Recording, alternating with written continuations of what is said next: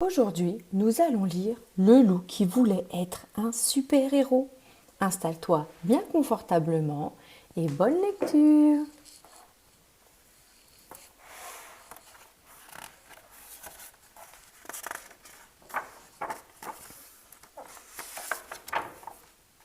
Un matin, en se regardant dans son miroir, Lou eut une idée. Et s'il devenait un super-héros? Ce serait fantastique, s'écria Lou. J'aurais un joli costume, je sauverais les gens et tout le monde m'adorerait. Au fond de lui, Lou se disait aussi que sa louve chérie serait très fière de lui. Pour devenir un super-héros, il faut un super nom. Comment vais-je m'appeler? Spider-Lou? Non, je déteste les araignées. Bat-Lou? Super-Loup? Trop banal. Je sais, moi je serai super extra fabuleux. Pour devenir un super-héros, il faut un super costume. Lou alla frapper chez Demoiselle Yeti. C'était une couturière hors pair. Toc, toc, toc. Bonjour Titi, la salua Lou. Peux-tu me fabriquer un costume de super-héros, s'il te plaît? Toi, un super-héros? Le taquina Demoiselle Yeti. Et quels sont tes super-pouvoirs? Lou réfléchit un moment, puis il répondit. Je ferai tellement rire les méchants qu'ils ne pourront plus se battre, et je les vaincrai facilement. Demoiselle Yeti rigola si fort que la maison manqua de s'écrouler. Un peu inquiet, Lou se dit qu'il devait apprendre à contrôler son super pouvoir pour ne mettre personne en danger.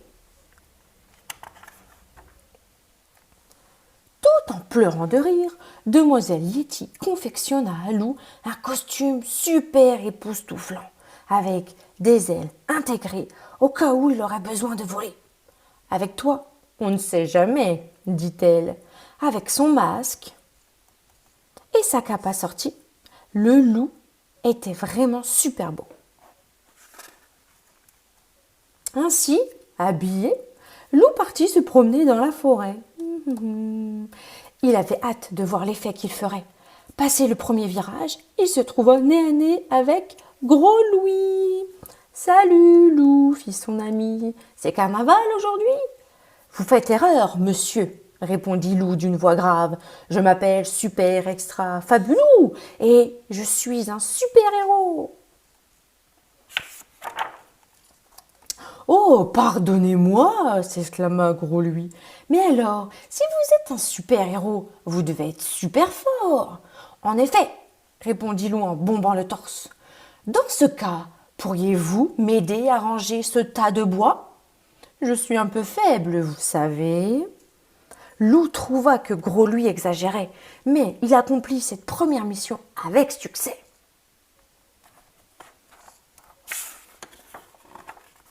Pour être un super-héros, il faut quelqu'un à sauver. Sur son chemin, Lou aida 2 escargots à traverser et il rendit à ses parents un oisillon tombé du nid. Tout ceci est bien gentil, se dit Lou, mais il est temps de trouver une mission digne de moi.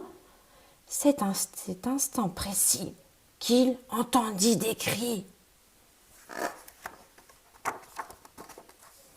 Sans prendre un instant, Lou fonça entre les arbres et déboucha près de la rivière. Louve et ses amis jouaient à la balle dans l'eau. À moi, criait Louve. Ni une ni deux, Lou plongea et traîna sa louve chérie jusqu'au rivage. Qu'est-ce qui te prend, Lou? Hurla-t-elle en recrachant de l'eau. On s'amusait, c'est tout. Désolée, fit Lou, je pensais que tu te noyais.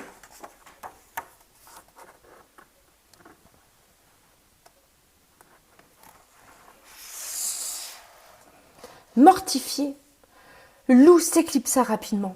Ce n'était pas comme cela que Lou allait être épaté. Il devait se rattraper et faire un coup d'éclat. Oui, mais quoi? Levant les yeux vers le ciel, Lou aperçut alors Joshua.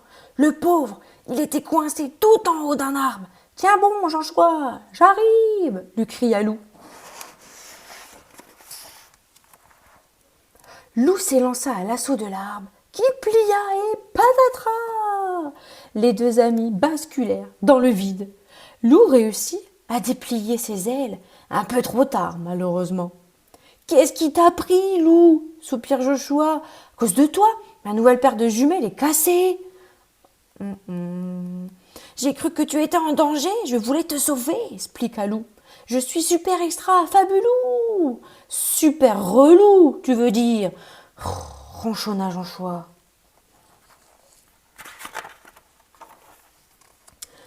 Museau bas, Lou se traîna jusqu'à la rivière. Il en avait assez de jouer les super-héros. C'était un vrai fiasco. Près de l'eau, la barque de Gros Louis se balançait doucement.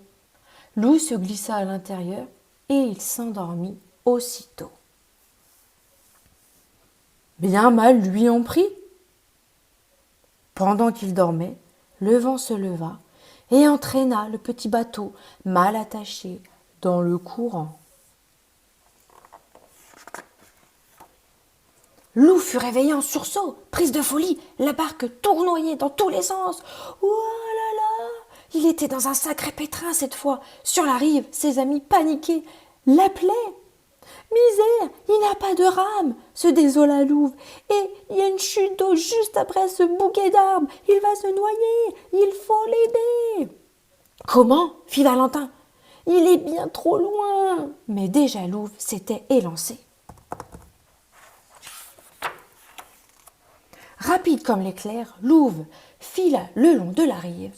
Avec agilité, elle escalada un arbre et attendit que l'embarcation passe en dessous. Elle se laissa tomber et atterrit sur Lou. « Oh, mais que fais-tu ici ?» cria Lou, ébahi. « Je viens te sauver, voyons !» hurla Louve. « Allez, ramons chacun d'un côté. » De toute la force de leurs pattes, les deux loups se mirent à ramer et peu à peu, la barque se rapprocha de la rive. Quand ils furent assez près, Valentin se précipita pour les aider à accoster. Ouf! Ils étaient sains et saufs. Tout penaud, Lou prit la patte de Louve. « Merci, Louve, tu m'as sauvé, murmura-t-il. Moi qui voulais être ton super-héros, c'est raté. Tu es mon héros à moi, c'est déjà bien assez, répondit Louve. Et je t'aime comme tu es, avec tes défauts et toutes tes qualités.